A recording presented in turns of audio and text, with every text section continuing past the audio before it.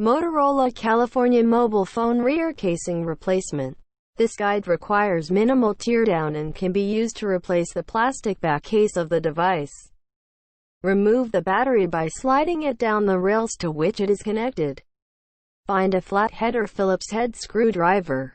Insert the screwdriver into the holes in the plastic rod connecting the keypad guard to the rear casing. Use the screwdriver to push the rods towards each other until they click out of their locked position. Note: this may require a large amount of force. Slide off the antenna guard and locate the 4 clips on the exterior of the rear casing. Simultaneously push the clips outward while lifting the old rear casing away from the rest of the device. Locate the 4 holes on the new rear casing. Align the holes in the new rear casing with the clips attached to the front casing. Simultaneously insert all 4 clips. Push down firmly until you hear the clips click into place. Find a thin and sturdy screwdriver.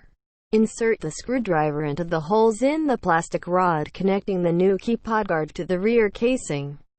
Use the screwdriver to push the rods away from each other until they click into their locked position. Note: this may require a large amount of force.